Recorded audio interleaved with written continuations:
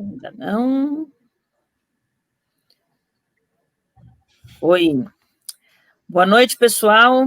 Boa noite, população de Florianópolis e também todo mundo que nos acompanha aqui nas redes sociais, no Facebook, no YouTube, no Twitter, meu e do companheiro Lino Pérez, nosso vereador e também pré-candidato a prefeito de Florianópolis. A gente está começando mais um Papo de Quinta e hoje, com muita honra, voltando ao nosso formato original do Papo de Quinta, contando com a presença do companheiro Lino Pérez, nosso pré-candidato a prefeito, e também trazendo, além de um convidado especialista no tema, mais uma das nossas pré-candidatas a vereadora da chapa do PT, porque esse espaço aqui é um espaço para que ele seja compartilhado entre um projeto petista de sociedade e um projeto petista para Florianópolis. Nossa convidada Zoraia Vargas e também companheiro Matheus Haddad aqui juntamente comigo e com o Lino.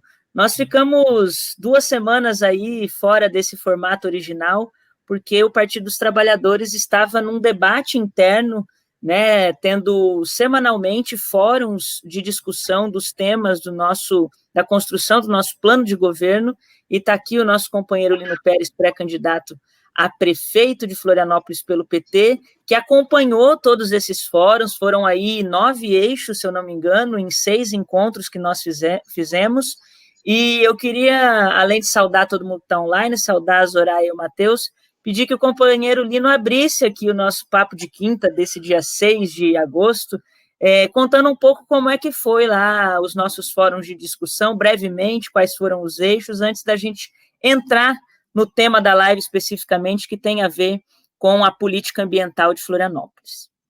Então, boa noite aqui, agradeço mais uma vez a participação com esse espaço fundamental, democrático, em tempos de coronavírus, mas também em termos de comunicação remota, que é uma nova linguagem de a gente poder se comunicar com o público em geral, em direção ao projeto com e para a cidade. Parabéns, agradeço aqui esse espaço, nossa vereadora, que nos temas de rodízio já participou 2 mesdato, né? Ou 3, né? 3 mesdatos. 3 mesdatos, desde 2018. Né? Então, eu quero aqui parabenizar. Nesse momento está o Cadu lá, né? Me substituindo na Câmara, Carlos Eduardo Souza Cadu. E é isso. Então, é o seguinte, bom, gente, na realidade, nós temos um acúmulo histórico. Não vou entrar aqui. Nós estamos, pelo menos desde a Constituição de 88, acumulando programas no modo petista de governar e modo petista de legislar, desde a Constituição de 88, que a gente vem se apoiando nos governos progressistas. Destaco aqui alguns governos do Partido dos Trabalhadores, entre vários governos progressistas. O Partido dos Trabalhadores foi um deles, como é o caso de Porto Alegre, Recife. Aqui começou, de fato, aqui em 76, com o nosso Dirceu Carneiro, arquiteto, na época rodeado de governos da ditadura militar, e ali começou o processo participativo. Mas nos anos 80 e 90 que se espalhou essa experiência fantástica que foi de inverter, a inversão de prioridades. Então, eu queria colocar aqui centralmente. Não vai dar tempo de explicar aqui rapidamente, né, Carla? É importante que nós, nesse momento, estamos baseando uma discussão 5 ou 6 eixos, né? Isso. Na nacional, que nos orienta, né? O programa todo o país. Mas fundamental, estruturante, é a transição ecológica, que é essa que é mais profundo que só a questão ambiental, viu? É questão profundamente humana, é o homem e natureza. Claro que a natureza hoje passa a um ser em si, mas não é possível pensar a natureza sem o homem, sobre os povos tradicionais. Uma visão cosmogônica dos povos tradicionais, os povos indígenas, os negros, e vai embora, os homens da terra, aqui que é no caso pescadores, homens anfíbios, enfim. Então, a questão ambiental atravessa a estrutura, todo o nosso programa dos 6 eixos. Isso. A questão de gestão democrática, a questão também todos os direitos, né? Educação, saúde, vários, né? Você vê todo o leque que você tem em cima disso, né? A questão da transparência e o controle social, que o governo Lula avançou, importante, a lei da transparência, a lei da informação, né? Então, todo esse arcabouço gerou, aqui no nosso caso particular, em Florianópolis, nossa proposta de 9 temas. Certo. Através dos fóruns de debate, tá? Já passaram 5, faltam 4. Tá? Então, nós estamos nessas próximas 3 semanas desenhando mais os últimos. Isso dá o todo que é a proposta que tem do PT para a cidade, aí colocar para onde? Para a frente esquerda, que nós estamos construindo já há quase 2 anos. Eu participei de quase todas as reuniões. O PT, 40 reuniões da Frente Progressista Popular, queria chamar, que nós tentamos, inclusive, em 3 grandes seminários, antes do coronavírus, março, abril, maio, junho, desenvolver um seminário da frente. Infelizmente, com o coronavírus, e agora nós estamos com essa proposta de 9 subtemas, levar lá para a frente esquerda, para a gente levar a nossa contribuição do Partido dos Trabalhadores. Então, um deles é esse aí atualmente. Nós temos aqui o Haddad, o Matheus, que participou, né, e a nossa Soraya, de um deles que tem mais de 20 páginas, não sei quantas páginas vai aquilo, sobre o primeiro programa que foi desenvolvido, que é central esse programa. Então, ele vai desenvolver agora aí, nosso Haddad. O sobrinho lá, o sobrinho, né? Diz que ele é sobrinho do Fernando Haddad, né? Mas, Lino, eu acho fundamental isso que tu coloca sobre como que o Partido dos Trabalhadores tem trazido uma discussão que tu sempre poeticamente nos traz como cosmológica, né? Do viver, da construção de uma sociedade mais humana, do bem viver, né? Do potencial da relação do homem e com a natureza. E eu sempre fico pensando, quando eu leio, ou eu vejo lives ou discussões sobre a questão, por exemplo, eu, né, que faço parte do movimento feminista, vejo termos assim um pouco mais acadêmicos, como ecofeminismo, né, e eu me referencio sempre, por exemplo, na Lucy Choinak, né, que antes mesmo de ter termo, de ter moda, de ter qualquer coisa, foi uma companheira que, na prática, tudo que o Partido dos Trabalhadores sempre fez, que é relacionar a teoria e a prática, ela fez e já levantava essa discussão, e o Partido dos Trabalhadores, há muito tempo. E, já para começar com os nossos convidados, começando pela Soraya, nossa companheira, quando você fala que o nosso eixo articulador, né, dos planos de governo é justamente essa questão da transição ecológica para o século XXI, é o entendimento de que a gente não vai ter desenvolvimento humano possível se a gente não olhar para a preservação do meio ambiente e como isso articula o conjunto das políticas, né? Aqui a gente está falando de uma política municipal, mas ela articula um conjunto de políticas. Quando a gente pensa em meio ambiente, em preservação ambiental, a gente também está falando sobre habitação, a gente também está falando sobre direitos humanos, a gente está falando sobre direito à água, sobre direito a saneamento, né? Não estamos restringindo a questão da fauna e da flora em si, mas como isso tudo se relaciona. E a Soraya, que é arquiteta de formação, também é ativista ambiental, além de estar nossa pré-candidata e companheira, é muito bom trilhar essa jornada contigo também nesse espaço eleitoral, né, já que somos militantes e compartilhamos a luta há algum tempo. Eu queria perguntar para ti o seguinte: tu mora na Armação, né, milita também aí em defesa da preservação do Parque Ecológico da Lagoa do Peri, que é uma reserva delimitada desde os anos 80, já em Florianópolis, né, reconhecida como uma reserva ambiental, e eu queria que tu falasse um pouquinho para a gente nesse momento, principalmente que a Lagoa do Peri passa por uma crise hídrica, né, e não é só o secamento, digamos assim, da lagoa que a gente está buscando colocar em pauta e problematizar, né? A Lagoa do Peri tem uma importância fundamental para Florianópolis, para a cidade como um todo, e eu queria que tu falasse um pouquinho melhor disso para a gente. E obrigada por ter topado estar nesse espaço conosco. Olha, Carla, estão me ouvindo bem? Então, eu que agradeço estar aqui, podendo debater essas questões, né? Eu acho que é fundamental, e eu também me coloquei como candidata, quero colocar aqui, porque eu acho que as eleições elas são um importante momento de debate, da gente discutir a cidade, da gente discutir todas essas questões e reformular muitas coisas, né? Reformular as questões políticas, eu acho que é fundamental esse momento. E me coloquei para isso, para discutir especialmente com a minha comunidade, com a cidade de Florianópolis, né? E vim somar com várias coisas que eu já estudei, né, sobre a cidade.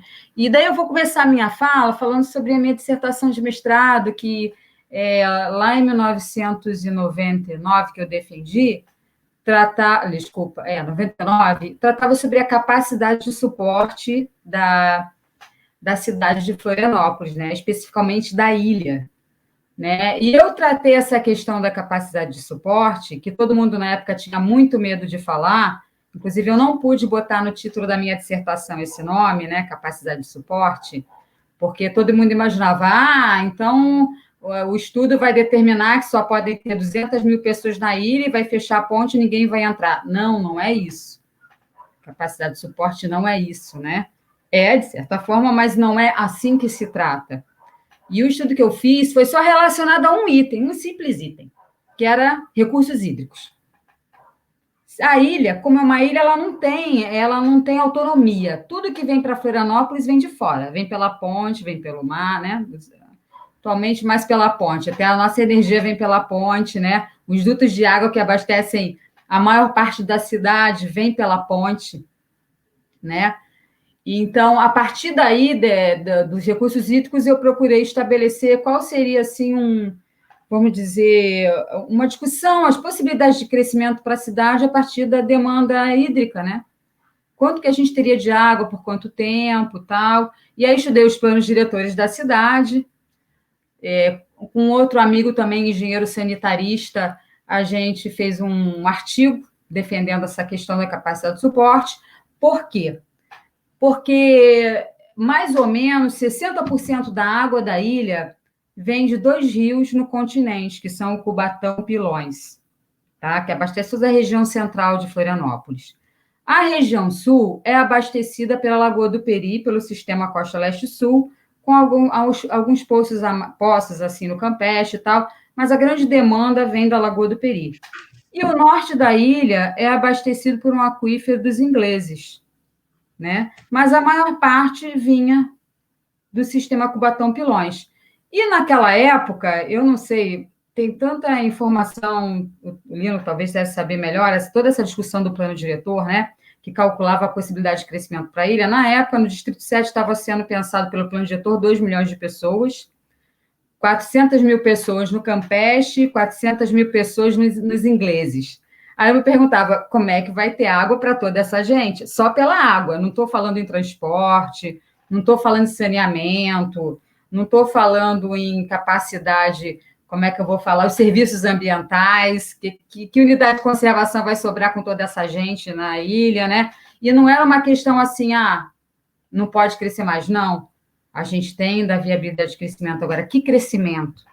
Um crescimento incentivado, né? O Campeche, hoje a ilha, vamos dizer assim, a ilha hoje tem meio milhão, né? 500 mil e poucos habitantes, certo? Nós não chegamos nem a esses 2 milhões e 800 mil que eles planejaram, e a gente tem uma crise hídrica fortíssima na cidade, que, a meu ver, a gente analisando aqui a situação pela Lagoa do Peri, está sendo mascarada essa crise hídrica. E aí eu vou entrar, então, na questão da Lagoa do Peri, né? Especificamente.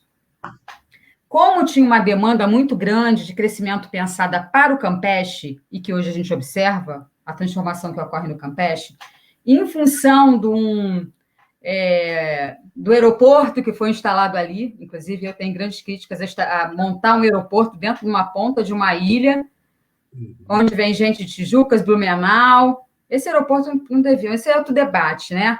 O aeroporto ele tem que ficar numa zona conurbada, com todos os municípios ao redor tendo acesso, mas resolveram colocar na região ali do Campeche, da Tapera, um aeroporto. Esse aeroporto está sendo um incentivador de crescimento gigantesco no Campeche. Gigantesco. E, né, esse crescimento incentivado, porque naturalmente você pode ter um crescimento incentivado atraindo especuladores imobiliários de todo o país, de São Paulo, Porto Alegre, Rio de Janeiro, também daqui, né? A gente tem um crescimento incentivado. Ele depende da água. E aí nos deparamos esse ano com o quê? Desde o ano passado, mais ou menos em maio de 2019, começou a se estabelecer uma seca. uma seca que se deu em todo o estado de Santa Catarina, em todos os estados da região sul do Brasil. E está atingindo fortemente Santa Catarina e, por consequência, Florianópolis. Então, a gente teve um período de seca muito grande, teve agora algumas chuvas, mas a previsão é de chuva só em 2021, lá para o começo de 2021. Há uma previsão de chuva. E o que acontece? Os mananciais que abastecem Florianópolis lá no continente, eles também estão com déficit hídrico. Né? O Cubatão Pilão está com déficit hídrico já. A gente sabe que está faltando água nos morros. No Pantanal já teve também uma espécie de racionamento ano passado. E agora a Lagoa do Peri. É visível a seca na Lagoa do Peri. Né? Tá tristíssimo. Tá triste, né? Tá. E a gente realmente aqui da comunidade, associações de moradores, também a frente parlamentar, né, Lino? Temos contado muito com a frente parlamentar, porque o que acontece na Lagoa do Peri não sei se eu posso falar, não sei se eu estou demorando muito, mas assim, agora eu vou chegar mais um pouquinho. Só mais um pouquinho para terminar a história, então chegando na Lagoa do Peri. O que aconteceu na Lagoa do Peri? Devido a essa seca, e devido à falta de estudos ambientais, de impacto ambiental, que a Casan deveria ter feito lá em 2000, quando implantou o sistema, não fez estudo de impacto ambiental, ela não avaliou uma possibilidade de seca, uma possibilidade de ter cianobactéria na lagoa, não avaliou, não fez estudo de impacto ambiental. Né? E, embora aquilo fosse exigido pelo CONAMA, a 001 do CONAMA, né? Uma resolução do Conselho Nacional de Meio Ambiente, que exigia para grandes obras desse tipo que tivessem um estudo de impacto ambiental, justamente para prever problemas, para fazer um planejamento adequado do uso do recurso. Então, a Lagoa do Peri, que foi criada, né, foi criada a comunidade de conservação, especialmente pela sua água, pela sua disponibilidade para abastecimento da cidade, é um recurso, né, importante para abastecer a cidade, foi criada como, né, unidade de conservação, e em 2000 foi instalada a estação de tratamento de água da Casan, com uma demanda, né, uma captação exata de 400 litros por segundo. Tá, até lá, a chuva se mantendo, tudo bem, mas eles não pensaram, não avaliaram, né? Sem planejamento acontece isso, uma seca dessa de um ano. E a Lagoa do Peri, o que aconteceu? Os mananciais lá em cima no sertão secaram, está tendo os rios lá, né? As cachoeiras praticamente estão secas, está tendo briga lá em cima, está tendo guerra lá em cima na Lagoa do Peri. Está no sertão do Peri por água. E não está abastecendo mais a Lagoa do Peri. A Lagoa do Peri, o que a Casan está tirando, não é mais a reserva natural que tem ali, ela está tirando já a mais, já está tendo déficit hídrico, e ela não vai mais conseguir captar a partir do momento que... Aí essa explicação às vezes é muito complicada, que é meio técnica, né? Você tem o volume de água da Lagoa do Peri, você tem a camada mais superficial, que é o reservatório hídrico, que é a reserva hídrica. Certo. A Casan tem isso para tirar. Está no limite essa reserva, a partir daí ela não consegue, por gravidade, captar mais água. Então, eles estão pensando em captar volume morto, já pensaram em furar poços na Lagoa do Peri, aí tem risco de salinização, tem uma série de condições que a gente já debateu aqui, inclusive no Conselho, né, do Monumento Natural Lagoa do Peri, que a gente vem debatendo. Mas, então, o fato crítico é esse. A gente tem uma crise hídrica na Lagoa do Peri, a gente não sabe até quando a Casan vai poder retirar a água, e quais são as outras alternativas para abastecer o Campeche, o sul da ilha, que cresce nesse tamanho todo que a gente está desordenadamente, né? Olino, uma tu vai anotando aí. Incentivada. É isso que eu ia falar. Eu quero que o Lino vai anotando ali, porque eu pegando o gancho com algumas coisas que a Zoraia está falando, depois eu vou fazer uma bateria de perguntas para o Lino, porque assim tem muito a ver com esse crescimento desordenado, incentivado que a Zoraia está falando, que aqui na ilha, em várias cidades, no país, né, no conjunto do país, em várias regiões, é colocada a natureza em detrimento do capital ou vice-versa, né? A gente vai ocupando, vai fazendo prédios, como o Campeche está cheio de prédio, embora tenha um plano diretor que fala da quantidade de andares, mas tem prédio para tudo quanto é lado, né? Não são casas, não é um crescimento natural da população que necessita daquela habitação como direito a habitação, é especulação imobiliária que se utiliza dessas reservas e desses lugares que em Florianópolis, e o sul da ilha era uma região que ainda tinha muito, para o olhar capitalista, né, muitos vazios urbanos, né? Existem áreas à disposição de ser explorada no capital, né? Muito vazio. Então, sem dúvida, essa questão do aeroporto incentiva também, mas muito pelo fato de que essa região era uma região ainda pouco explorada do ponto de vista da especulação imobiliária na ilha, né? E isso está no Campeche, muito visivelmente. Aquela região ali atrás, perto do aeroporto, já vai começar a ter condomínios ali, certamente, e isso vai se estendendo mais para baixo, né? Da armação, da onde tu tá, Zoraia, até o Pântano do Sul, até onde a gente a gente tem que barrar isso de alguma forma com planejamento, como você colocou. Mas eu queria também jogar uma questão para o Matheus, depois a gente volta e fica tudo junto, misturado, porque assim, a Lagoa do Peri, ela também tem uma importância para além da questão hídrica, porque ela também é um berçário natural, né? Ali também tem um projeto Lontra, ali é um ecossistema, né, importantíssimo do ponto de vista da preservação ambiental, e também na Lagoa do Peri está estabelecido o viveiro de mudas nativas, né, da Mata Atlântica, também da Floran, ali na Lagoa do Peri. E eu queria que o Matheus comentasse justamente isso, porque esse ano foi lançado, né, em Florianópolis, o Plano Municipal de Recuperação da Mata Atlântica, que inclui uma série de metas e objetivos.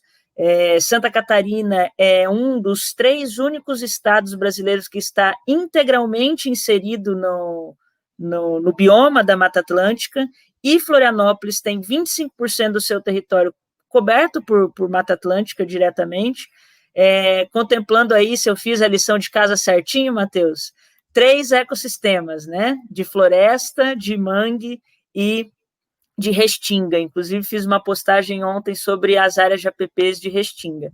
Então, eu queria que tu comentasse um pouco essa questão das metas e dos objetivos do plano de recuperação da Mata Atlântica.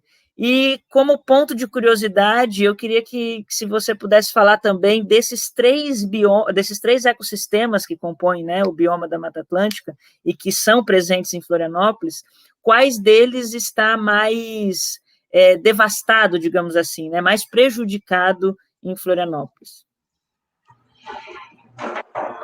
Boa noite, gente. Primeiramente, agradecer a Carlinha pelo convite e agradecer a Zoraia Comulino também por estar aqui, que é um debate de peso na questão ambiental aqui.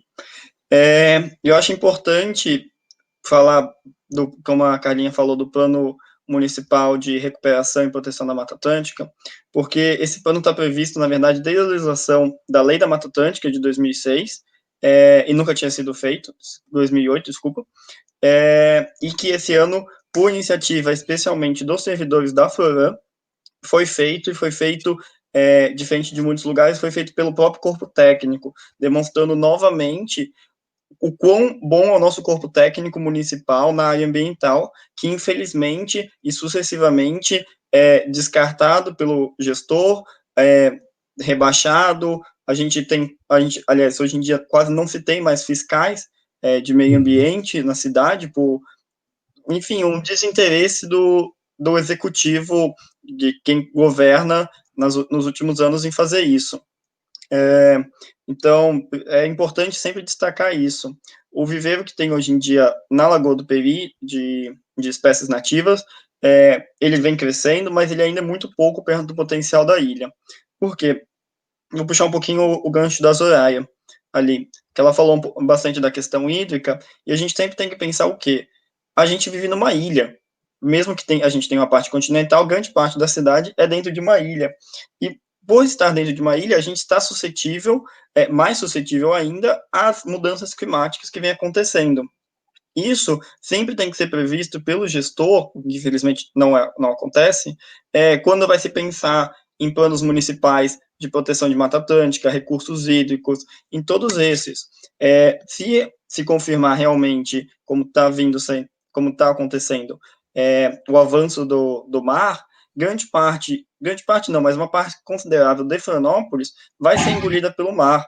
Hoje em dia, nossos gestores, eles estão tentando, na maior parte do tempo, criar subsídios não tão bons, se posso dizer assim, para mitigar esses problemas. Então, fazendo alagamento de praia, fazendo outras medidas, tentando compensar isso, mas, obviamente, isso não vai dar certo. Isso é quase uma certeza dentro do meio acadêmico, dentro do meio ambientalista. Por quê? Porque o meio ambiente sempre está em mudança. Isso não só nas praias, mas em tudo. A gente tem um caso bem recente agora, ali na região do Matadeiro, ali na região do Morro das Pedras, de o mar avançar em cima das dunas, e as dunas que tinham casas irregularmente lá em cima, acabarem despencando. E o que o município, em vez de retirar aquelas casas de lá, está tentando criar e gastar dinheiro, forma daquelas casas se manterem lá. Mas na próxima onda que vier, vai acontecer a mesma coisa. Então, são sucessivos problemas que vem acontecendo, e que vão transformando toda essa questão ambiental em Florianópolis muito complexa. Hoje em dia, pegando também um pouquinho de trás para frente do que a Carlinha falou, hoje em dia a gente tem um problema muito sério em cima das restingas. O que são as restingas, para quem não sabe? É aquela faixa de vegetação que tem em cima das dunas, em cima da areia que tem na praia. A gente tem 3 tipos de restinga aqui na ilha, que é a restinga herbácea, que é aquela bem pequenininha, aquele matinho que a gente vê bem perto da praia. A restinga arbustiva, que é um pouquinho menor, é aquelas árvores menorzinhas, assim, é depois de um matinho, que a gente chama. E a arbórea, que são árvores bem maiores e muitas vezes se confundem realmente com uma floresta. As restingas, elas têm proteção especial em diversas legislações, e inclusive, já jogando a bola para o Lino para falar mais para frente, a gente tem um projeto rodando na Câmara Municipal sobre uma proteção ainda maior das restingas, porque essa é a primeira área onde o setor imobiliário, a especulação imobiliária quer atacar, porque é o lugar perto da praia, é bonito, tem um potencial turístico gigantesco, tanto hoteleiro como de reserva de apartamentos, de casas e tudo isso, para Airbnb, aluguéis, e, enfim, todas essas formas. Então, atualmente, existe um avanço muito grande nessas regiões, e de forma ilegal, na maior parte das vezes, que vem sem a fiscalização, que nem eu falei no começo, continuando de forma sucessiva. Mas se a gente pensa no contexto geral da ilha, eu gosto sempre de lembrar que a ilha, há algumas centenas de anos atrás, ela foi quase totalmente, se não totalmente, por pequenos fragmentos, desmatada.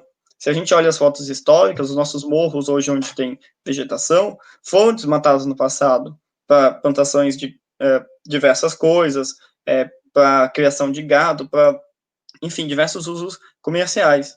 E acabou sendo regenerado, só que essa regeneração que se deu, e isso é muito importante sempre ressaltar, ela não é uma regeneração completa, porque, novamente, a gente está numa ilha.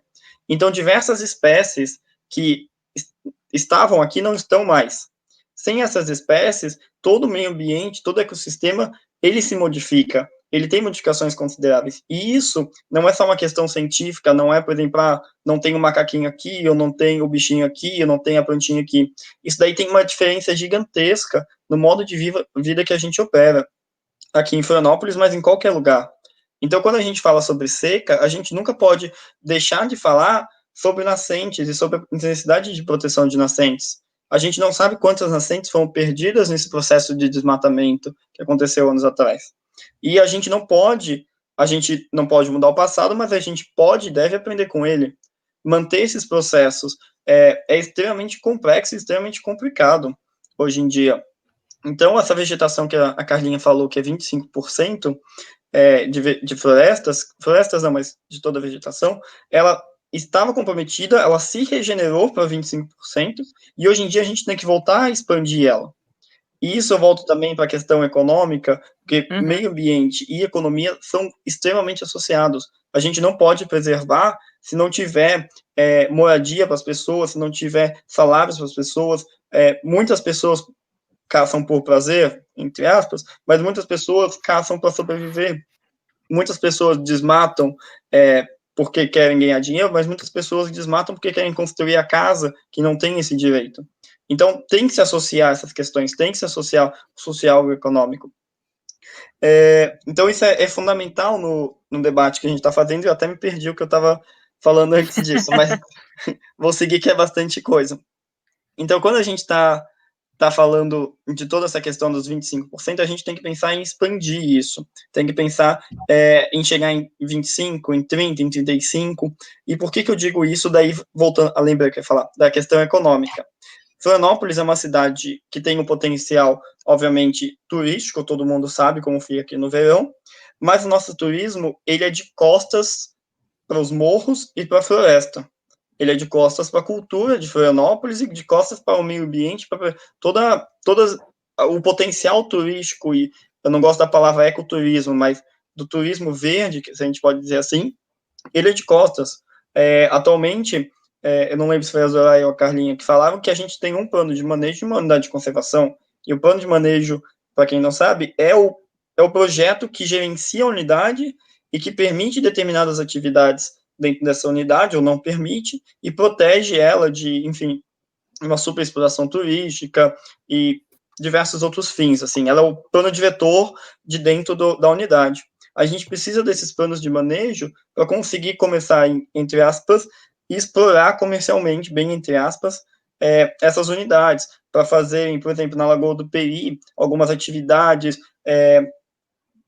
pegar e capacitar guias turísticos, mais guias turísticos, que a gente já tem bastante, muitos aqui em Florianópolis, para conseguirem fazer visitas dentro da Lagoa do Peri, para conhecerem o sertão do Peri, e daí já se mistura uma questão cultural, uma questão histórica, uma questão ambiental, e tudo isso. E a gente tem um potencial gigantesco que não é aproveitado.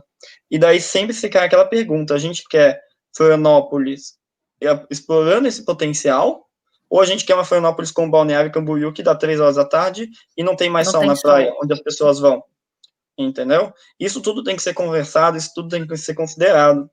E vou fazer só uma pinceladinha na questão do saneamento básico, que é fundamental.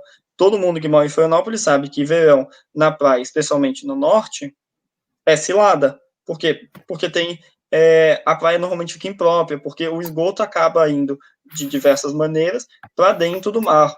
E isso acaba, além de sobrecarregar o sistema de saúde, além de causar transtorno para a população como para o turismo, acaba fazendo toda uma poluição ambiental. E é isso que se quer fazer com o sul da ilha atualmente, foi o que fez no norte da ilha e que deu errado. Então, novamente, a gente tem que olhar para o passado e ver que o que se foi feito no norte da ilha, dessa superexploração, de tentar colocar muita gente num lugar que não cabe pela capacidade de suporte, que nem a Zoé comentou muito bem, e o problema ambiental e o problema logístico e todos os problemas envolvidos nisso, entendeu? E daí, eu acho que, para terminar essa fala inicial minha, eu acho importante sempre, e reforço a todo momento, a necessidade da gente ter pessoas comprometidas com o meio ambiente, seja ela a pauta principal e majoritária ou não, dentro da Câmara de Vereadores e todos os espaços representativos. Por quê? Porque a gente, nessa próxima legislatura, vai ser revisto o plano diretor. E se não tiverem pessoas comprometidas com o meio ambiente, o meio ambiente vai ficar de lado novamente. Se a gente não tiver pessoas comprometidas com o meio ambiente, a Restinga, ela vai ficar de lado. E o que é? São 4 anos é muito tempo, gente, para quem está assistindo, principalmente, para um ecossistema. E eu não tenho esses números, e talvez não existam esses números tão fáceis assim, mas quanto foi desmatado de Florianópolis nesses 4 anos? Quanto que a gente poderia ter evitado isso com projetos de lei, com leis, inclusive, fortes e rígidas sobre o meio ambiente? E, óbvio, não é aqui uma fala dizendo que Florianópolis tem que parar e não pode construir mais nenhum centímetro. Não é isso que a gente está falando. É que a gente tem que entender que as construções elas têm que estar voltadas para o meio ambiente, e não o meio ambiente para as construções. Isso é uma lógica que Lino me ensinou nas aulas de arquitetura, inclusive, que participei com ele, que muitas vezes é esquecidas pelos gestores que estão agora e os legisladores que também estão.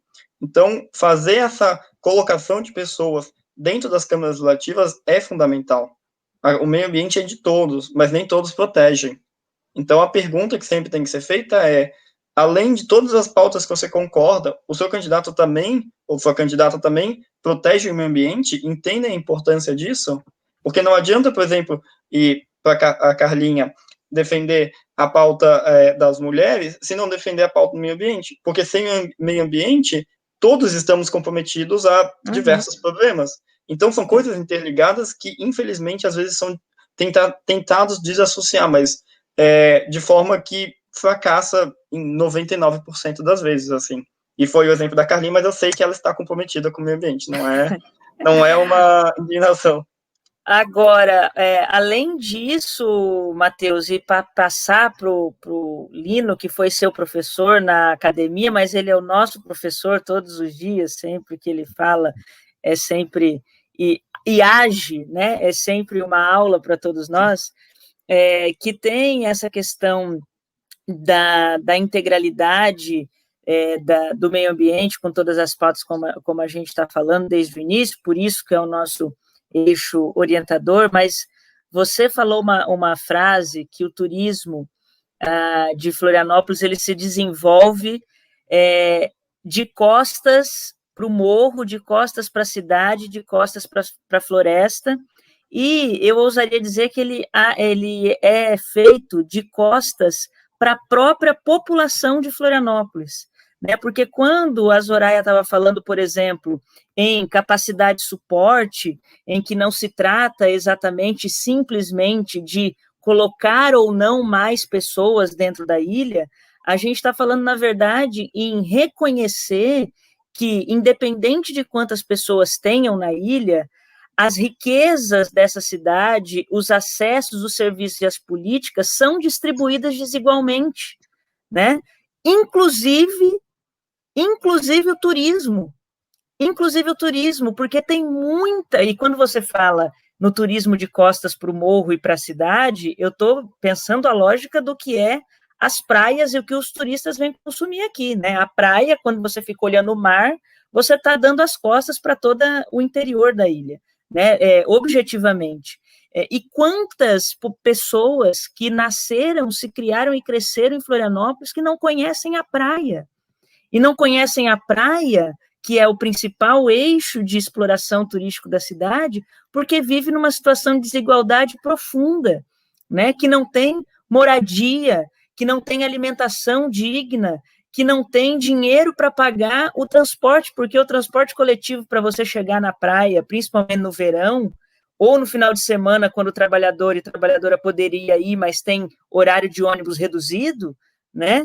É caríssimo, porque se você considera que é R$4,50 uma passagem de ônibus, né?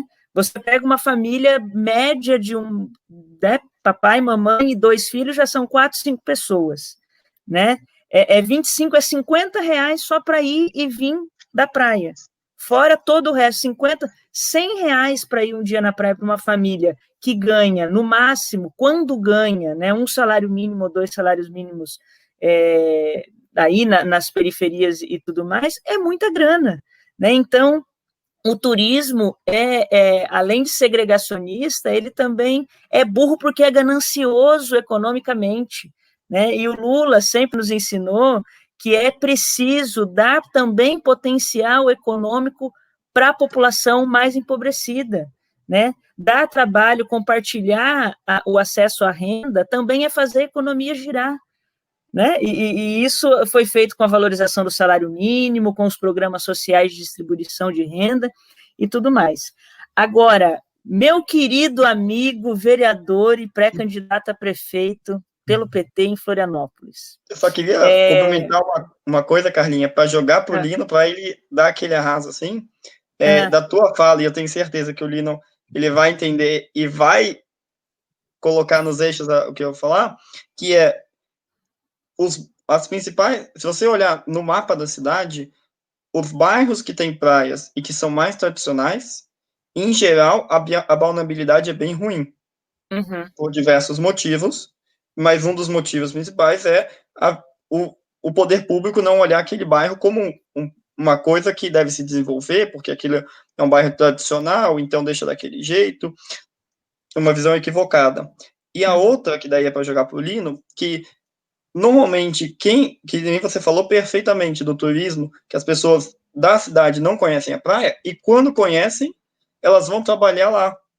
Elas vão vender alguma coisa lá. Então, elas vão fazer o trabalho de ambulante, que descem o morro para fazer o ambulante lá.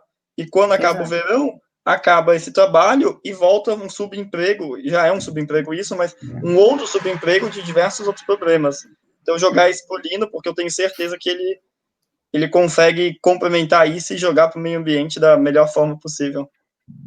Antes de passar para o Lino, eu também quero agradecer e dar boa noite para todo mundo que está aqui nos acompanhando e deixou comentário, né? Alexandre, Luana, Lúcia, Vânia, Miriam, Antônio, Thaísa, Regina, Luana de novo, Tiago, Giane.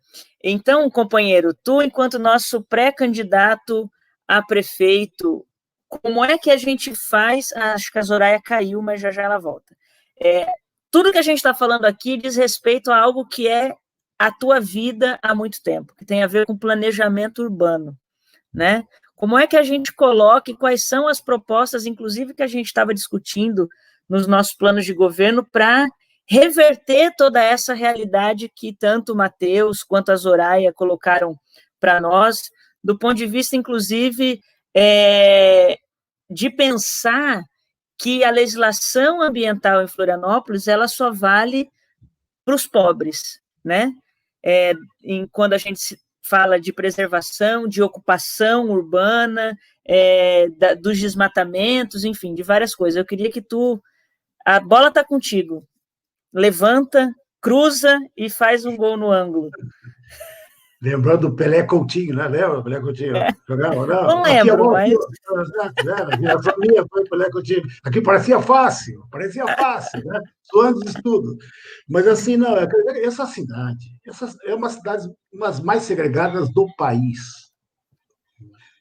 A professora Marinês, e ela estudou muito, particularmente a Marinês Sugai, segregação silenciosa, ela já falava. Os investimentos públicos estão tudo concentrados na grande parte da ilha, que é um absurdo. Mas a população, com 1 milhão de habitantes, né, os 4 municípios conurbados, tem metade da população.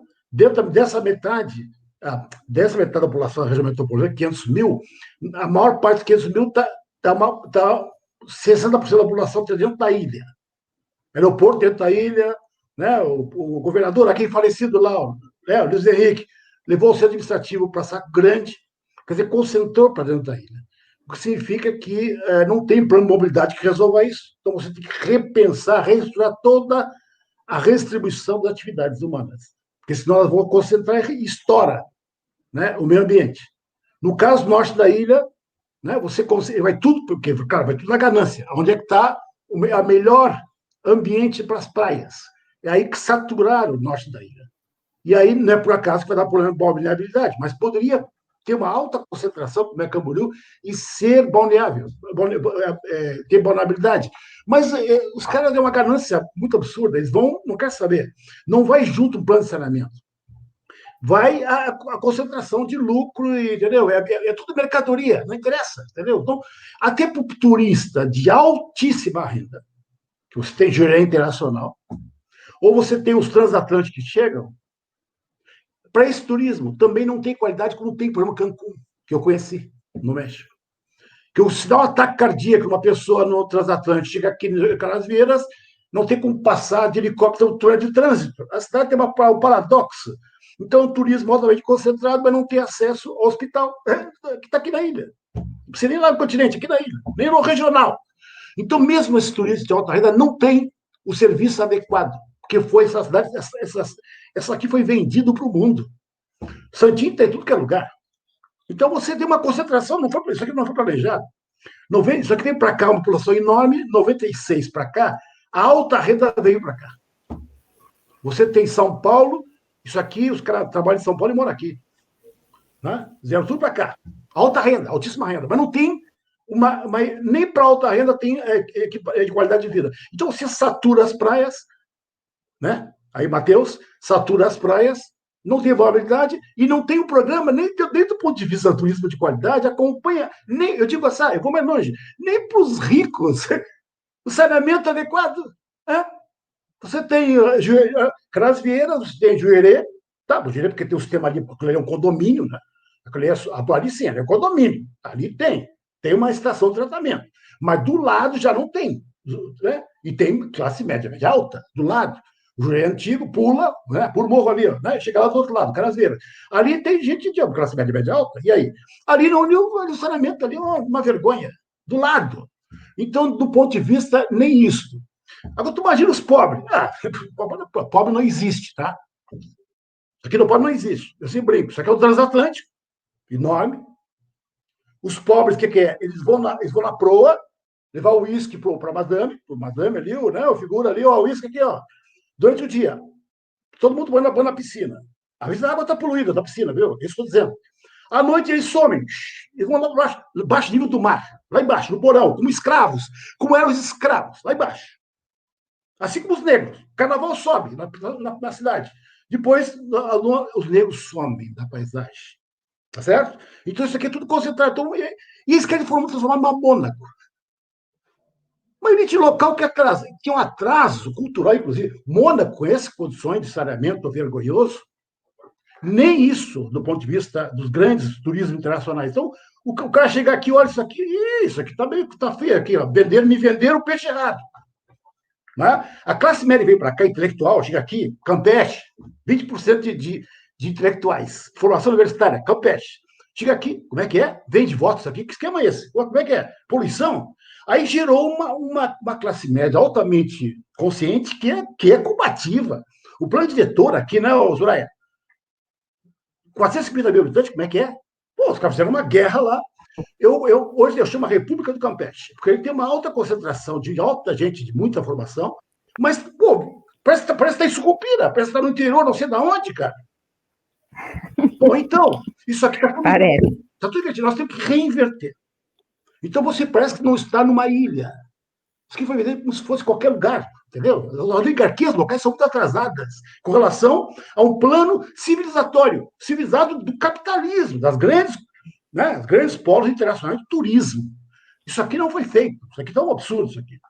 Bom, então o pobre esquece. Tá? Bom, aí é o seguinte, nós temos uma legislação avançada, né, Matheus? Para o mundo, inclusive. E eu digo uma delas que sumiu, viu? A Lei 369, que eu lutei muito, chama APPs urbanas. Você tem já que a represa Bilho em São Paulo, nascente de São Paulo, 1 milhão de habitantes. Uma favelão, porra, vai tirar aquele pessoal de lá como? Então, vou fazer um acordo. Né? A Agenda Marrom, nós arquitetos, né, construção civil, e o pessoal vem da Agenda Verde. Fizemos um grande pacto. Vamos fazer o seguinte, vamos ocupar essas áreas, já estão, né? Vai se fazer, porque o pobre é empurrado para as áreas ambientais, as áreas não têm preço, aparentemente, preço zero, aparente, porque é área de preservação. Assim que vai entrar, opa, sobe o preço. Então, eles estão nessas áreas piores, ou áreas ambientais preservadas. A Lei 369, ela tenta fazer um projeto ambiental para essas regiões. Então, a população, de uma forma participativa, com plano de manejo, você pode diminuir os riscos e impacto dessas regiões e áreas que a população foi empurrada para aquela região. Não é que ela queria estar lá, ela foi empurrada. Então, nós temos que fazer o que é? Criar um banco, criar uma grande revolução fundiária aqui nessa região, criar um banco de terras, para poder que as populações desçam dos morros em áreas mais adequadas, áreas mais centrais, né, tenham acesso da cidade às áreas melhores, mais bem urbanizadas, e aquelas que estão lá levam acesso até as pessoas, ônibus do morro, etc. E a outra, isso aí que falou muito bem, o pescador local já vivia de costa para o mar, tá? O pescador, ele usa o mar só para meio de produção. O turismo também, como o Matheus falou. Então, nós temos que inverter, entendeu? A natureza aparece como primeiro plano, como grande riqueza. Então, você anda no meio da ilha, mas também usa pelas bordas da ilha, para o mar. Então, o mar, que é um paradoxo, todo mundo está maluco, todo mundo vai para o mar, mas parece que o mar na prática, parece que não estamos no mar. As baías, você dá com transporte marítimo, mobilidade urbana, ninguém utiliza isso, porque é um paradoxo. Usa as praias, mas no cotidiano todo mundo anda de carro. Essa cidade foi desenhada para o carro. O plano diretor de 76, o senhor Gamadés, que eu tenha, ele desenhou toda a ilha para carro, cara. A cidade cabe todo dentro dos carros. Bom, então, transporte coletivo. Não, isso aqui é de bacana, isso aqui é de rico. Pobre, isso aqui eu tenho a ver. Esse é o sonho do Gamadés, as torres, tal, né? Le Corbusier, lembra aí, Le Corbusier, os grandes teóricos, Brasília, né? E o pobre, bom, pobre, isso aqui é para classe média. Isso aqui pode ficar do lado de lá. O que aconteceu? A cidade vive dentro dos carros. Olha que absurdo. Ué, então, é uma coisa absurda. Então, nós temos que o quê?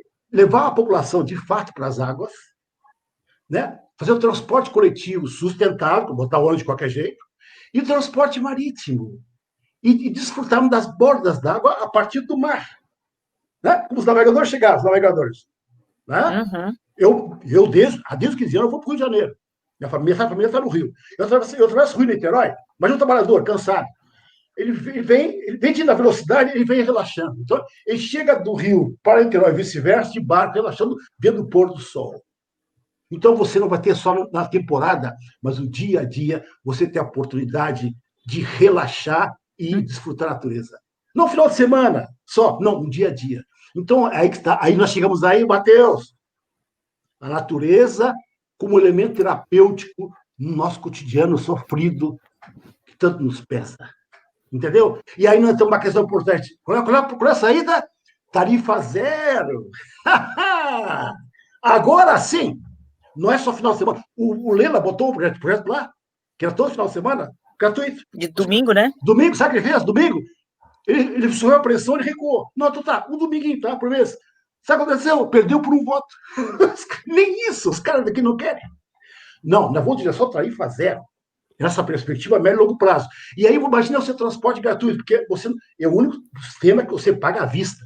Transporte público, absurdo isso. Eu quero ir no hospital, tenho que pagar. Eu quero ir no supermercado, tenho que pagar. Tudo tem que pagar, cara. Então, você observar isso, que é um absurdo. Nós temos SUS. Quando mobilidade é um direito, né? Ir e vir é um direito, mas tu tem que pagar por ele. Exatamente. Então, para andar pelas águas, para você andar para o transporte, para todo ponto da ilha, gratuito. Mas não só para trabalhar, que o pessoal sabe o que faz? Gratuito só para trabalhar, vai e volta, amador, vai lá, casa, lazer, mas isso é luxo, é luxo. Lula dizia assim, 3 vezes ao dia, comer 3 vezes ao dia, pô, esse é o mínimo, 3 vezes ao dia. Agora não, você vai desfrutar gratuitamente de todo lugar, não só para trabalhar, mas desfrutar o quê? Aí, Matheus, unidade de conservação. Você andar pelas águas, andar pelas dunas, caminhar, não só como máquina produtiva, mas você poder desfrutar os negros dos morros, não ficar preso lá em cima, mas poder ir para o quê? Para o planeta Atlântida. Para ir para onde a raça média vai com o seu. Eu muito tempo fui pai aqui, meu, enteado. Eu levava meus enteados de carro, madrugada. Pô, é fácil, né, meu? Levo o meu carro para lá, vem motorista dos enteados. Agora eu quero ver transporte, o povo baixar gratuitamente e ir para show de madrugada para qualquer direção.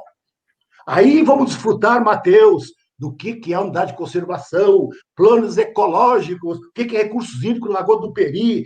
Por quê? Porque você pode gratuitamente não só ficar casa-trabalho, casa com máquinas, que os homens são máquinas. Não! Eu vou para qualquer direção. Aí imagina como a cidade esquenta. Aí você vai ver a natureza. Como foi Curitiba? Curitiba lá com a jardineira, transporte gratuito. Pô, os caras vão para os parques, cara. Pô, é possível aqui, do lado, aqui, Curitiba. Então é isso que estou dizendo. O transporte é um meio estratégico para nós chegarmos a desfrutar da natureza, para não só ficar um lugar ou de especialistas, né? Ou de pessoal rico. Ou os pessoal que trilha. Então, é nesse sentido que eu queria colocar. Lino, mas aí para terminar. E um exemplo disso que você está falando é o Parque do Maciço do Morro da Cruz. Isso. Foi uma tentativa de, aqui do lado. Exatamente. de fazer isso. Mas o parque, por sua vez, ele não tem um acesso. Porque aí entra um problema sério. O transporte, né? Você não tem como, porque ele é todo desce, como espinha de peixe, você desce do morro, né? O arquiteto aqui, arquiteto Zé, sabe o que é isso? Toda formada com espinha de peixe. Você vai contra as curvas de nível, é um absurdo. Tem que ver de você vir paralelo às curvas de nível, você vai contra. Então, aquele negócio vem como tobogã. Bom, mas então você tem que fazer um projeto de integre na curva de níveis para você andar nos parques.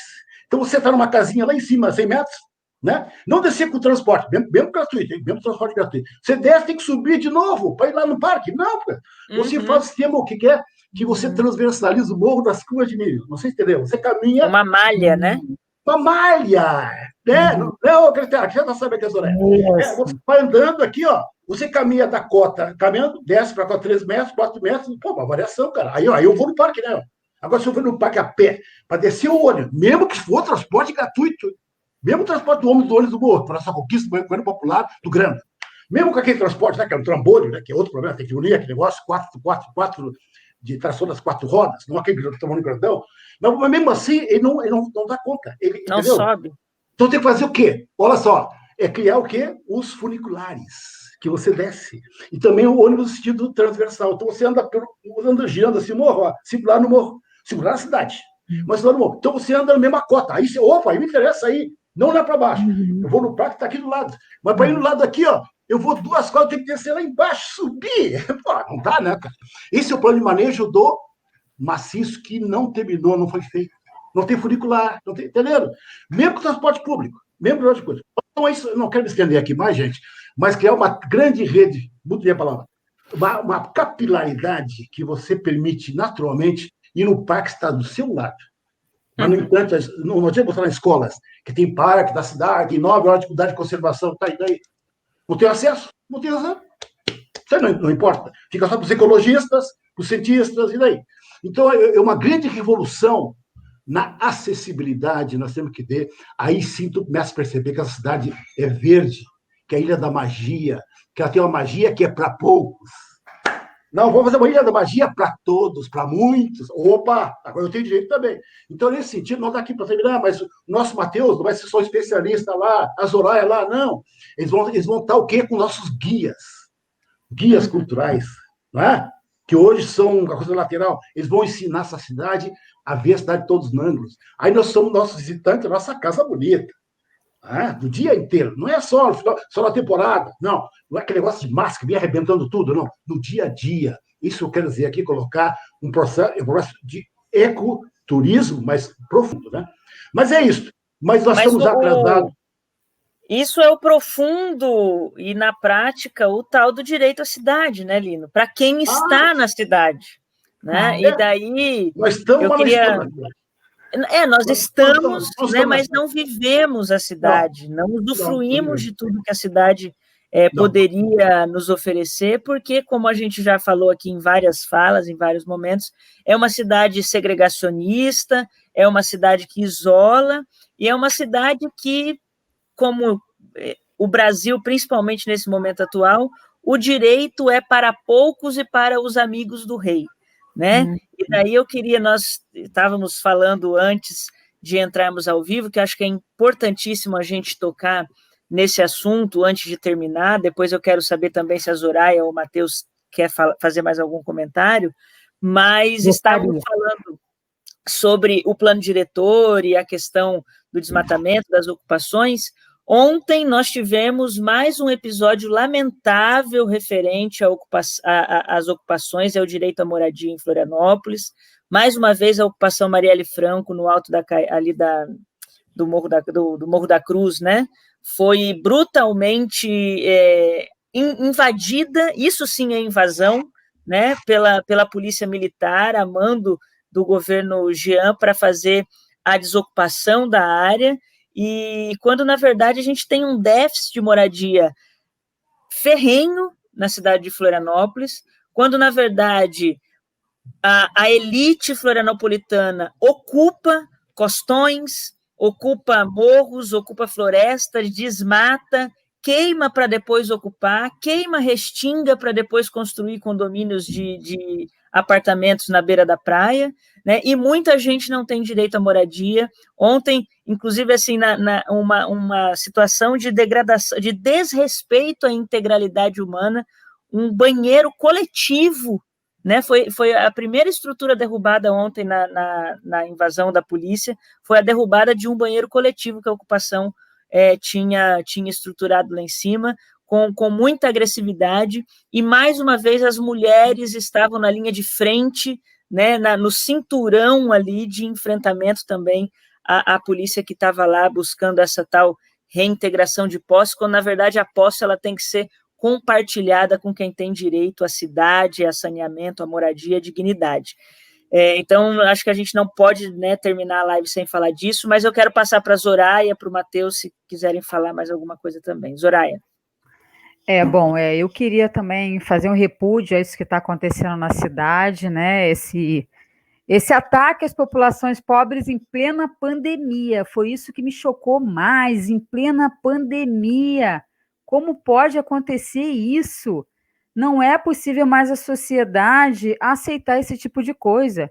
Eu espero que o povo de Florianópolis tenha consciência de que não é possível ter aquele aparato militar gigantesco, os recursos que são gastos para fazer repressão contra uma comunidade que só quer morar, e ali nem é uma área de preservação ambiental, ali é uma área destinada para moradia, de fato. Então, assim, o que o senhor prefeito quer mostrar? Para a classe alta que ele está fazendo repressão, que ele vai tirar os pobres daqui? O que ele quer com isso? A gente tem que se indignar, a gente não pode perder essa capacidade de se indignar. A população de Florianópolis tem que ficar ciente, a gente tem que falar em todas as lives, em todos os momentos, do que está acontecendo. Porque não é possível a gente aceitar mais esse tipo de massacre com a população pobre, não é possível, além de tudo que a gente já falou aqui. E eu queria falar que tem muita coisa para falar, gente, assim, né?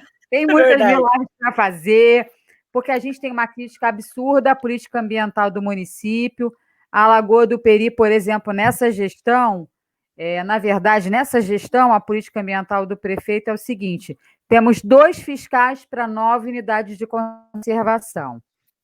Esses 2 fiscais estão na Lagoa do Peri, não dão conta nem da Lagoa do Peri. Está havendo grilagem, venda de terra. Eu não vou falar as milhões de coisas que acontecem lá, mas a comunidade está atenta, está fazendo a sua ação, porque existe um descaso total da prefeitura. Não é possível ter 2 fiscais para uma cidade como Florianópolis, crescendo, né, se incentivando o crescimento, e não ter política ambiental. Não ter política habitacional, só se construiu 3 casas, isso tudo impacta, porque tudo está relacionado à questão ambiental. Se a gente não tem o equilíbrio, eu sempre falo, né, da estética do desequilíbrio ambiental. Essa estética não está só presente na favela, ela está presente também, né, nesses grandes condomínios. É essa dicotomia, é essa estética do desequilíbrio ambiental, né? É esse o desequilíbrio. Se a gente tivesse uma harmonia, né, uma convivência mais adequada, a gente não teria esse impacto todo no meio ambiente. E eu queria lembrar uma coisa, Lino, a gente não é só sonhador, a gente pode desejar e acontecer. Eu lembro que eu cresci, né, assim, 70, tá? Eu cresci com aquela ideia de que o Brasil nunca ia pagar a dívida externa dele, nunca ia pagar a dívida externa. Para mim era assim, eu ia morrer com isso, era uma coisa dada. Assim como a gente pensa que essa questão da ilha, da mobilidade é uma coisa dada, não é. A gente vê que o Lula conseguiu pagar a dívida externa. Quando o Lula conseguiu, eu falei, meu Deus, foi tão fácil. Eu não estou acreditando que eu cresci esses anos todos achando que a gente não ia pagar essa dívida externa, e o Lula pagou a dívida externa. Aí eu falei, o que é isso? Então eu acho, Lino, que sim, que a gente pode virar de ponta cabeça, pode reverter, é possível a gente ter mobilidade livre nessa cidade, é possível, vamos acreditar. Tem sido feita, tem a experiência de Maricá, o direito de ir e vir, ele é garantido também, né? Deve ser garantido pela Constituição. A gente tem que batalhar por isso, isso é um direito, né? E eu acho, inclusive, vai ajudar muito na questão ambiental, porque quem sabe a gente vai ter muito menos carro circulando. Exato. Eu acho que com certeza a pessoa vai deixar o carro em casa, porque tem esse ônibus de graça, gente. Por que eu vou gastar gasolina? Entendeu? Então, acho que, olha, maravilhosa essa ideia. Então é isso. Eu acho que tem muito papo aí para a gente bater, Carla, por muitas coisas. Ao longo dessa campanha, acho que a gente vai avançar e dialogar com a sociedade, né? Dialogar entre nós, com a sociedade, que é fundamental, e pôr na cabeça das pessoas que é possível, sim, fazer grandes mudanças, gente. É possível reverter tudo, é possível fazer coisas lindas nessa cidade. Uhum. É isso. A cidade pode ficar muito mais linda do que ela já é, ela deve, ela merece. Né? Isso. É isso. Acho que a gente tem que vender. Você falou perfeitamente. Não só o sonho, mas a possibilidade da realidade dele, né? Da concretização desse sonho. E é muito possível, sem dúvida. Obrigada, Zoraia, viu, por partilhar esse espaço. Será sempre aberto. Em 2016, quando eu fui pré-candidata e candidata a primeira vez, o companheiro Lino abriu as portas do seu comitê para que a gente pudesse ocupar e fazer campanha junto, e essa minha pré-campanha e posteriormente a campanha também será aberta a todos os companheiros e companheiras pré-candidatos que tiverem a disposição de entender que a gente só vai fazer, tornar esse sonho possível, inclusive ampliar representações nossas, se a gente estiver juntos, que nós estamos compartilhando o sonho e não estamos disputando nada, nós estamos disputando lá fora. Aqui dentro a gente só está compartilhando o sonho. Então, obrigada por estar aqui nesse nosso papo de quinta, que é um espaço nosso, tá? Matheus, quer falar alguma coisa? Oi? Fora Bolsonaro, tá? Só fora Bolsonaro. E seu governo. Antes de passar para o Lino fechar, Mateuzinho, quer falar alguma coisa? Tem 3 coisas bem rapidinhas. A primeira é que eu acho que a questão do transporte ser de graça, ou enfim, alguns dias de graça para uma parte da população, enfim, existia uma certa passe livre para a população, é fundamental tanto na parte ambiental, que nem a Zoraia falou, porque estudos, e a gente o Lino estudou isso dentro do mandato, a beira-mar norte, atualmente, no horário de pico, polui e joga poluentes muito acima, o Lino lembra disso, muito acima do permitido, ou recomendado, melhor, pela OMS. Então, as pessoas que acabam indo fazer todo o exercício físico na beira-mar norte, que são muitas pessoas, acabam ingerindo muitos desses poluentes, que muitas vezes é muito maior, porque justamente está fazendo exercício físico, está respirando mais e tudo mais. Então, essa questão ambiental é fundamental. Mas, além disso, a gente também tem que pensar que mais pessoas utilizando transporte público, indo para espaços de lazer, indo para áreas ambientais, consequentemente vão estar girando mais a economia. Então, no final, não é uma perda, entre aspas, de arrecadação no município. Não dá para se entender de uma forma isolada isso. Porque a pessoa vai estar indo lá, vai estar comprando, por exemplo, vai na praia, vai comprar um milho, vai alugar um guarda-sol, vai fazer alguma coisa. Então, tem todo um giro da economia que tem que ser contado, que, infelizmente, no debate raso não é feito.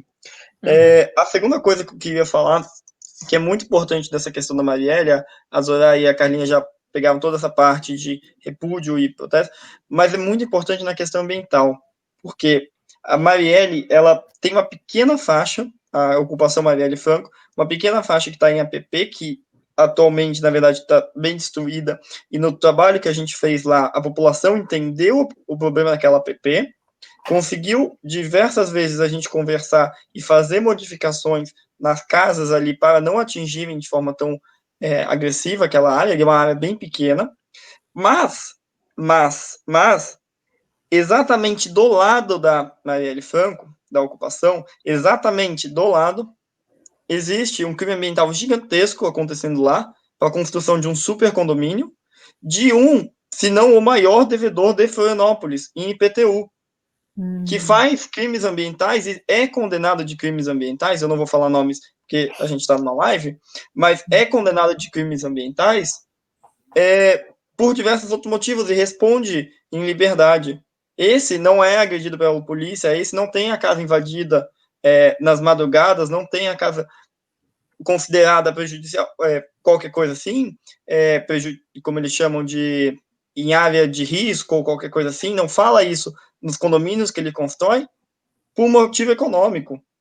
Então é escancarado, porque é literalmente do lado, é fronteira com a Marielle Franco.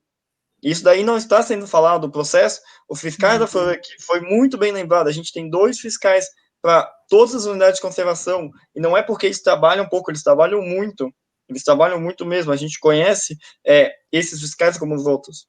Só que, infelizmente, eles não dão conta. Os fiscais foram lá, atuaram dessa pessoa, do lado da Marielle Franco, atuaram por crime ambiental, e ele, com a grande quantidade de advogados que tem, começou a postergar, até que vai chegar o momento, espero que não, mas acredito que possa acontecer, desse crime caducar. Então, a Marielle Franco, que está sendo retirada de lá por ter uma pequena área de APP dentro da ocupação, não vai sofrer as mesmas regalias que sofre essa pessoa. Já Isso não é muito está importante. sofrendo. Não vai sofrer e não está sofrendo essas Privilégio. regalias. Nem regalia, é o direito, porque ele tem o direito de responder, eu fiz isso, não fiz aquilo, o direito todo jurídico que a gente tem que respeitar e é fundamental para a democracia.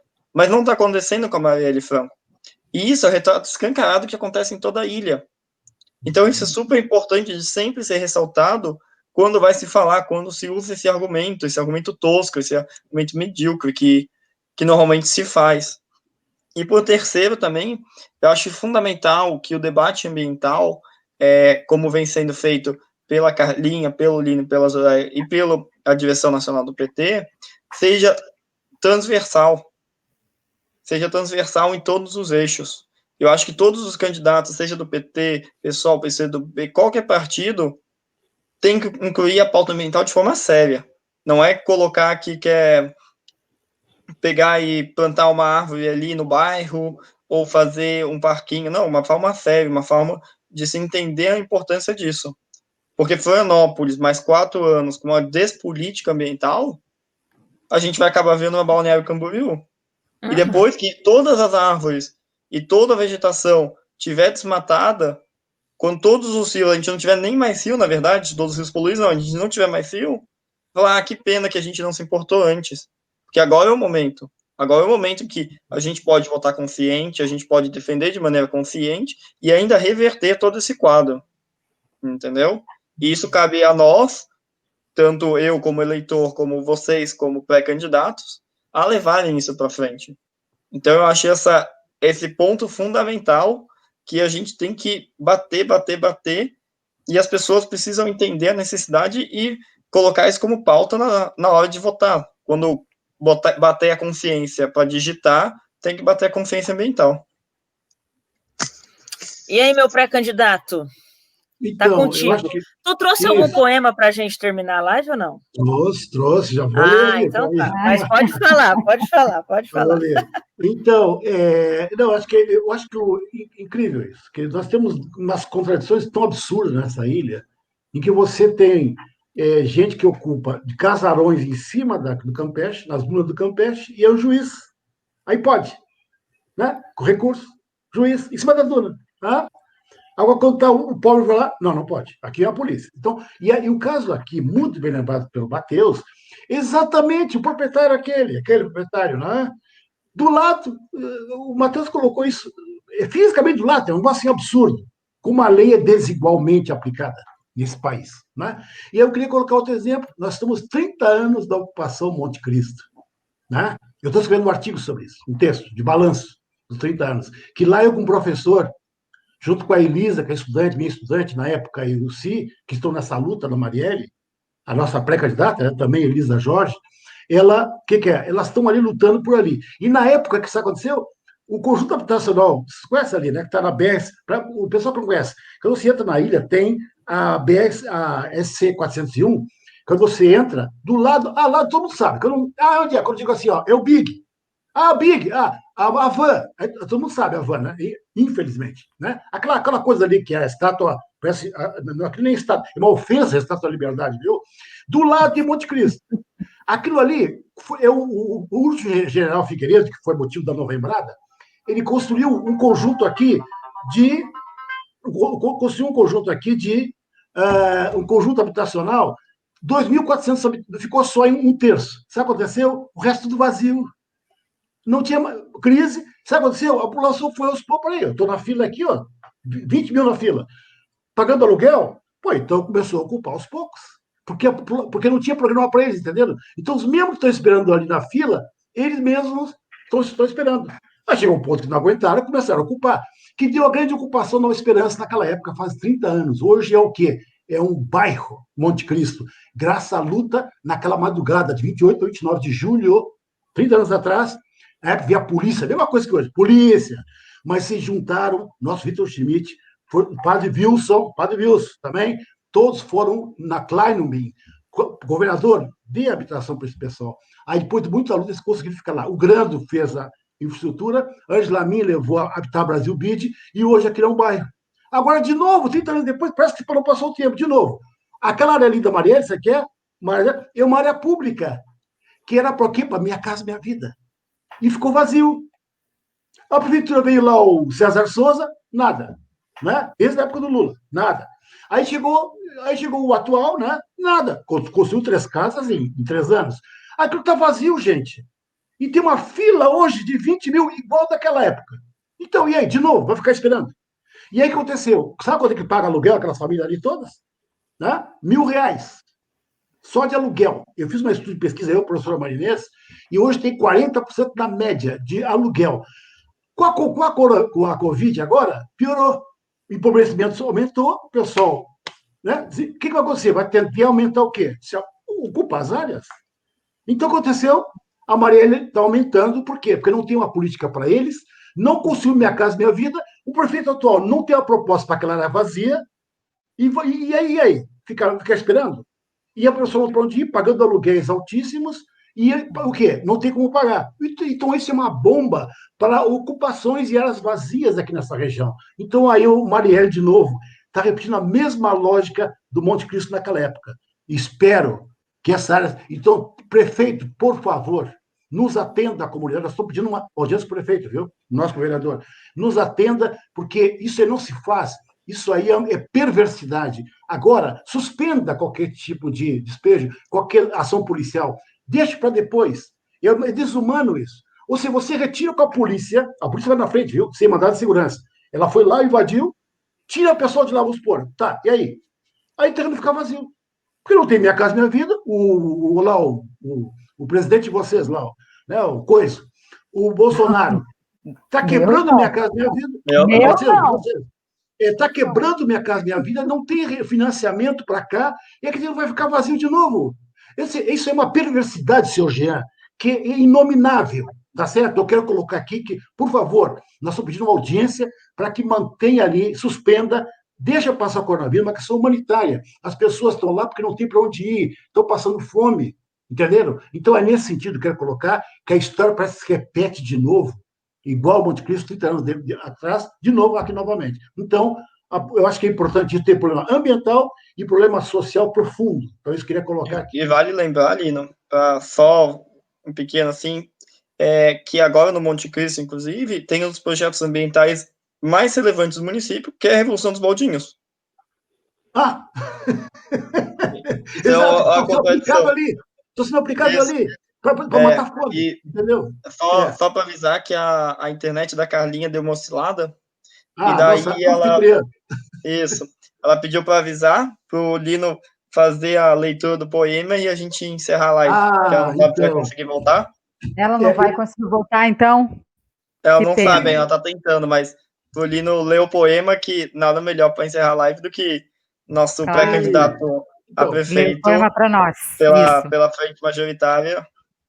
Então, eu queria aqui colocar, é um poema breve, tem mais de um, tem muitos, né? Enfim, mas esse aqui ligado exatamente à natureza, se chama Espraiamento de Águas de Longe. Se chama. São águas que vêm de longe, espraiando-se pela baía preguiçosamente, até chegar à margem, beijando-a. Ou que já retornaram ao mar, fundindo-se no oceano, que é a abóbada infinita e líquida, imensidão refletida de céus distantes, que águas são estas que cobrem vidas profundas, de puro corpo líquido, placenta de criações, humus. Então, eu queria aqui colocar esse poema aqui em homenagem. Tem outros, né? Mas queria colocar esse para encerrar aqui a nossa live, certo? E depois a gente tem outros poemas, a gente vai um pouco colocando, mas assim, só para mostrar já que a natureza... Eu queria, só se me permite aqui, eu acho que é importante isso aqui, já que nós estamos falando da natureza, eu queria colocar aqui um que é o seguinte, se chama aqui rapidamente, tá? Chama O Brilho de Estranhamento, porque é importante que a natureza ela é atravessada pelo humano, pela dança dos homens, que eu queria colocar aqui, também em homenagem, para terminar mais um, se me permite, diz assim, brilho de estranhamento, tem a ver com o céu. De repente, faísca no imenso espaço, estrela esvairada, só refletido em uma lágrima em suave queda. Era quase um objeto desconhecido, navegando para um destino, e surgia do nada aquele pássaro, impregnado do brilho daquela crescente lua, como uma águia lunar. Ou ave cintilante pela luz da cidade ou dos homens, meus olhos nunca mais foram os mesmos, esbugalhados em meio daquele mistério. Parecia tão irreal e intangível. Estranho brilho era aquele. Estranhamento sob o céu escuro e imóvel fenda branca, cortando aquela superfície abismal, sob aquela cúpula sideral, miragem de desertos noturnos, deixando rastros atônicos em vertigem, certeza de eternos instantes que nos assaltam sem avisar. Então, isso que eu queria colocar para vocês, porque acho que é importante, porque a natureza, somos nós mesmos. Nós estamos refletidos como dançarinos neste mundo que nós estamos passando por aqui, como naves. Naves como a minha mãe, nossos pais, nossas avós, foram naves que aqui deixaram, e aqui nós continuamos. Não é? É isso que a natureza profunda que eu queria colocar aqui, para além do ecologismo e da preservação. É isso, então? Que bom, Lino. Valeu. Bom, Lino. Muito lindo. Tchau, tchau, gente. Então. Tchau, gente. Tchau, gente. E Valeu até super. a próxima. Valeu super. Até a próxima. Tchau, tchau. Obrigado. Bons sonhos. Tchau. Bons sonhos. Nossos sonhos. Homens e mulheres livres. Isso, Viu? homens e mulheres livres. Livres. E todos, todas e todes. Isso, todos. Todos. Tchau, gente. Tchau. Até a próxima. Tchau.